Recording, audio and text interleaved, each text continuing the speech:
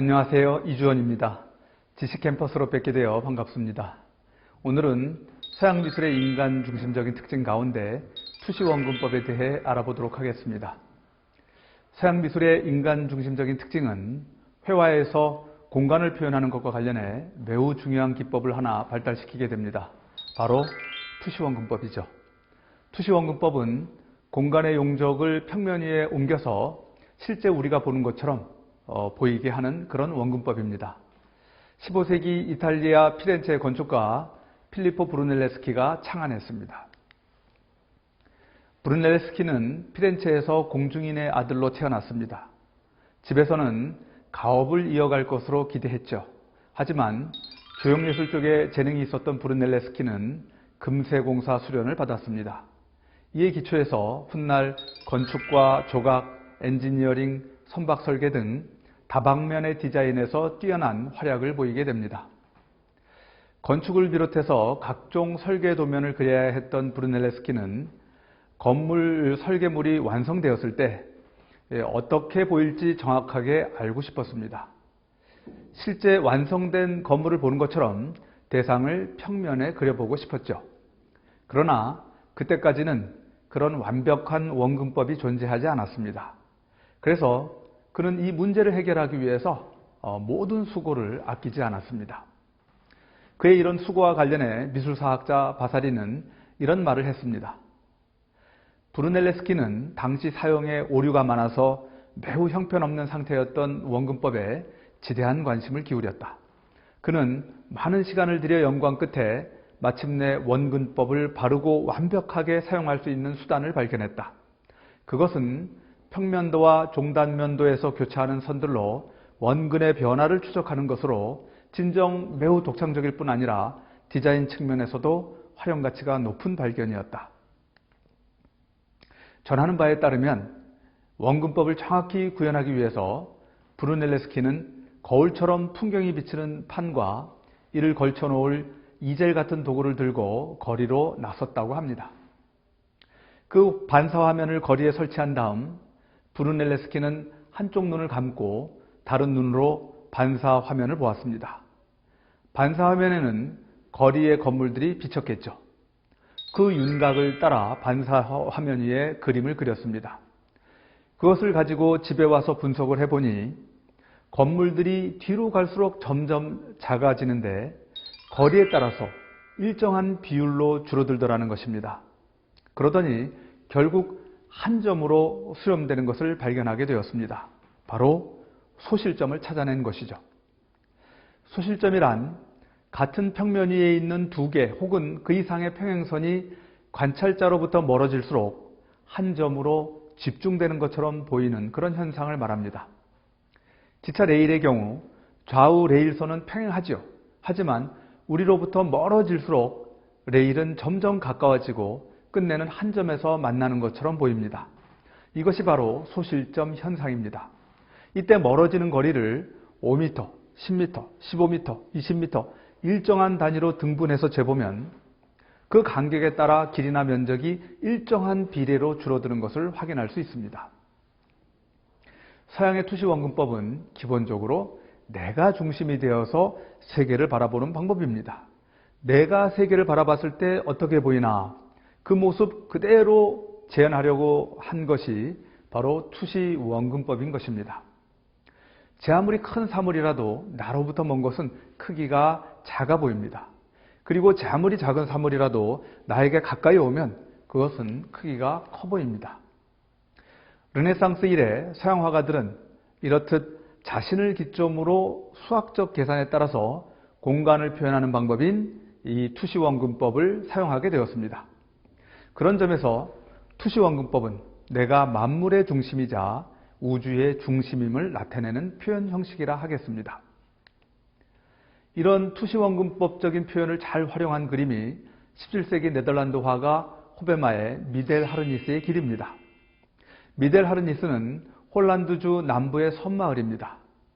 화가는 이 마을을 가로수길을 통해서 바라보았습니다. 단순하면서도 장엄한 느낌을 갖게 하는 그림인데 무엇보다도 원근법의 도해와 같은 흥미로운 구성을 보여주어 재미있는 그림입니다. 그림의 지평선은 보는 이의 눈높이에 있습니다. 그 지평선상에 나와 대척되는 곳에 소실점이 있습니다. 지금 소실점의 위치는 그림 중앙에서 약간 왼쪽입니다. 그림을 가만히 들여다보면 길 저 멀리서 강아지를 데리고 산책하는 사람이 보입니다.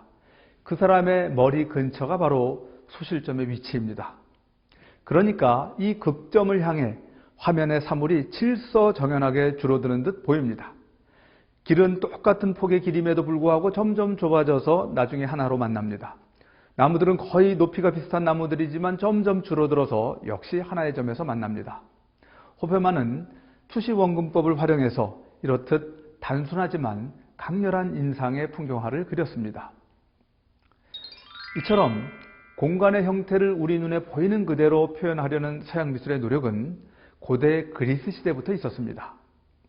로마 시대의 저술가 비트루비우스라는 사람에 따르면 고대의 그리스인들은 무대의 배경으로 그려진 건물에 환영과 사실성을 부여하기 위해서 이미지의 후퇴를 묘사할 줄 알았다고 합니다. 이 부분은 로마 시대의 벽화에서도 분명하게 나타납니다. 물론 소실점과 수학적 비례에 따른 이미지의 후퇴와 같은 과학적인 투시원근법을 이해하거나 표현할 줄 알았던 것은 아닙니다. 하지만 높은 수준으로 공간적 환영을 표현할 줄 알았던 것은 분명합니다. 이런 시도가 그러나 중세 들어서는 크게 쇠퇴하게 됩니다. 그러다가 르네상스에 이르러서 과학적이고 합리적인 방식으로 재개되었는데 바로 그 전환점에 서 있었던 예술가가 브루넬레스키였던 것입니다. 휴머니즘이 발흥하고 인간이 세계의 중심으로 우뚝 선 르네상스 시대에 서양은 이렇듯 인간 중심의 공간 표현 기법인 투시원근법을 창안하게 됩니다. 서양에 이런 투시원근법이 들어오기 전까지 동양에서는 투시원근법을 사용해서 그림을 그려본 적이 없었습니다. 앞에서도 말했듯이 투시원근법은 내가 중심이 되어 바라본 공간을 표현하는 그런 표현법입니다. 내가 본 3차원 공간의 모습을 2차원 평면 위에 그리는 바로 그 부분에 도움을 주는 것이 투시원근법입니다. 그래서 내가 본 그대로 느끼게 하는 것이죠. 그러므로 서양의 투시원근법은 인간이 우주의 중심이 되는 공간 표현법이라고 할 수 있습니다. 그러나 동양의 원근법은 이처럼 인간을 우주의 중심으로 놓고 보지 않았습니다.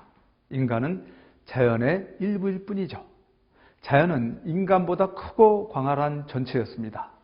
그래서 동양의 원근법은 어느 한 개인이 특정한 지점에서 특정한 시점으로 본 공간을 표현하지는 않았습니다. 그보다는 공간 전체에 대한 총체적인 경험을 묘사합니다. 그러니까 한 사람이 산을 구경한다면 산자락으로 들어가서 골짜기를 구경하고 능선을 타고 올라가서 정상에 이를 겁니다. 거기서 먼 풍경을 바라본 뒤 다시 산의 이곳저곳을 기웃거리며 많은 구경을 하면서 내려올 것입니다. 바로 이 모든 경험의 총합을 그리는 게 동양 산수화가들의 일반적인 태도입니다. 그래서 특정한 공간을 특정한 개인이 특정한 시점에서 바라본 장면이 아니라 누구든 그 산에 올라가면 다 같이 경험하게 되는 그런 경험을 아울러 종합해 그린 그림이라고 할 수 있습니다.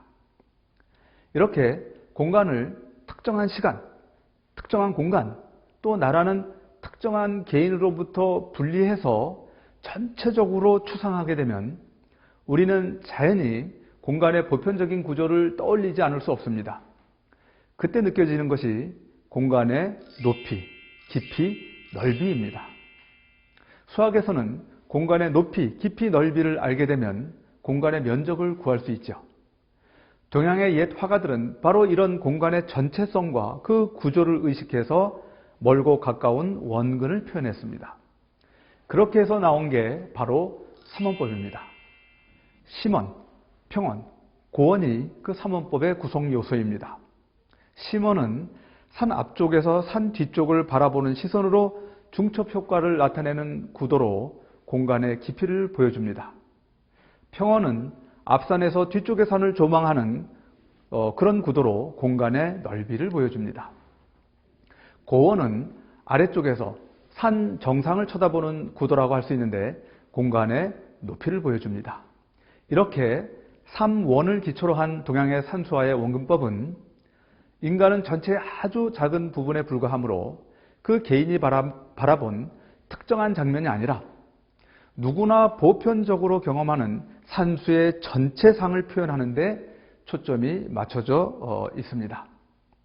그러므로 서양의 투시원근법이 당당한 시선으로 세상을 직시하는 과학자나 정복자를 떠올리게 한다면, 동양의 삼원법은 높은 산과 깊은 계곡, 너른 들판을 구석구석 돌아다니며 순차적으로 경험하는 순례자나 도인을 떠올리게 합니다.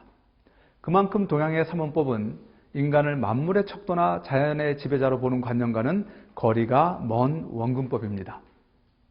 이런 차이로 인해서 한국인은 산수를 표현할 때 한 사람이 시간의 경과에 따라 움직이며 여러 방향에서 바라본 시점 같은 아주 복합적인 시점을 그림에 도입하곤 했습니다. 조선시대 안견이 그린 몽유도원도가 대표적인 그림인데요. 평지에서 본 산의 모습, 위에서 본 산의 모습 등 다양한 시점이 이 그림 안에 다 수용이 되어 있습니다. 이는 일정한 시간을 들여서 산을 오른 사람이라면 누구나 공감할 수 있는 경험의 축적이 조합해준 그 산의 종합적인 이미지라고 할 수 있습니다. 그림을 좀 더 깊이 들여다볼까요? 이 그림은 안평대군 이용의 꿈을 소재로 한 그림입니다. 세종의 아들인 안평대군은 형 수양대군에 의해 죽임을 당한 비운의 왕자죠. 살아생전 그는 총명하고 학문에 뛰어났을 뿐 아니라 무엇보다 예술에 대한 안목이 남달랐던 당대의 감시관이었습니다. 그래서 중국의 서화와 같은 고급 예술품을 많이 소장하고 있었습니다. 그런 그를 위해 제작한 그림이니 안견은 고도의 집중력으로 탁월한 조형 능력을 발휘해서 멋진 꿈속 풍경을 완성했습니다.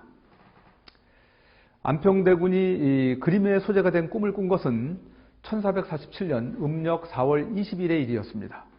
꿈에서 박팽령과 함께 산 아래에 이르렀는데 높이 솟은 봉우리와 깊은 골짜기, 그리고 수십 그루의 복숭아 나무를 보게 되었다고 합니다. 기암절벽과 냇길을 따라서 골짜기로 들어서니 탁 트인 마을이 나왔고, 사방이 산으로 둘러싸인 그 마을에 복숭아 나무 숲이 원근으로 펼쳐졌다고 합니다. 한눈에 도원임을 알아차리고 동행들과 어울리던 중에 대군은 꿈에서 깨어났다고 합니다. 이 이야기를 듣고 안견은 사흘 만에 그림을 완성합니다. 안평대군의 꿈 이야기가 아주 생생했던 것처럼 마치 자신이 꾼 꿈인 양 거침없는 분놀림으로 이 그림을 완성했습니다. 물론 이 그림의 이미지의 바탕에는 안평대군의 꿈 이야기뿐만 아니라 중국 위진남북조 시대의 문인 도연명의 도화원기도 중요한 근거로 자리하고 있습니다. 안평대군의 개인적인 꿈 이미지에 도원 이미지가 더해졌고, 그것이 화가의 상상력으로 표현한 그림이 바로 몽유도원도인 것입니다.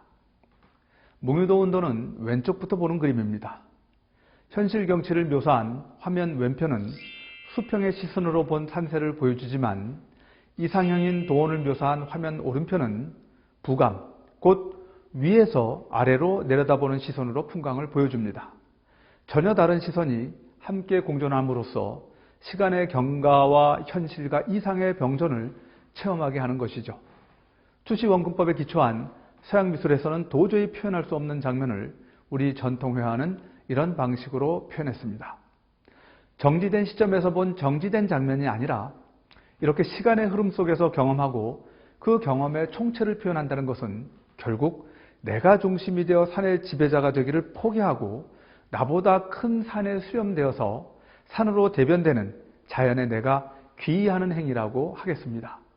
그래서 동양에서는 산수화를 본다고 하지 않고 산수화를 거닌다고 표현하곤 했던 것입니다. 동양의 원근법에서 자연 혹은 세계는 그렇게 인간의 지배를 받는 대상 혹은 타자로 전락하지 않고 하나의 큰 맥락으로 전체를 품어안는 화면의 실질적인 주체가 됩니다. 인간 중심적인 서양의 시선과 맥락을 중시하는 동양의 시선이 각각의 그림에서 이런 차이를 만들어낸 것입니다. 네, 여기까지 하도록 하겠습니다. 감사합니다.